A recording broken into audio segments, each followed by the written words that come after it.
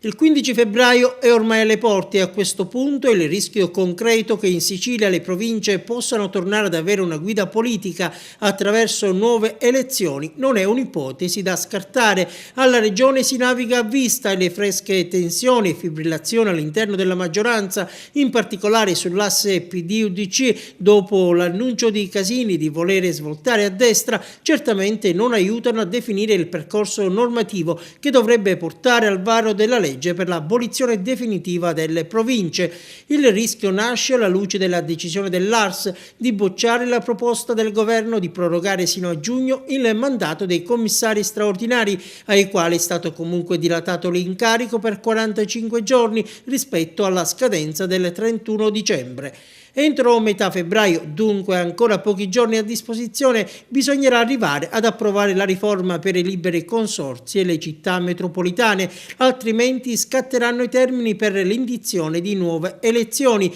Insomma, c'è davvero il rischio reale che, mentre nel resto del paese si va verso la cancellazione delle province, in Sicilia, prima regione ad aver adottato il provvedimento, si vada invece alle urne per il rinnovo degli organi politici, una barzelletta, niente male. In assemblea regionale si apre così una partita importantissima. I nuovi consorzi non possono essere la ripetizione delle vecchie politiche e neppure enti di spesa, ma vanno concepiti come organi di programmazione, poiché devono essere i comuni i veri protagonisti della vita politica siciliana. Sono le parole del governatore Rosario Crocetta, impegnato assieme alla conferenza dei capigruppo a calendarizzare in queste ore proprio il disegno di legge sulle province, esitato in Commissione Affari Istituzionali la scorsa settimana. Per Crocetta le funzioni finora svolte dalle province devono essere decentrate ai comuni, trasferendo anche le risorse necessarie. In questo quadro, sostiene ancora Crocetta,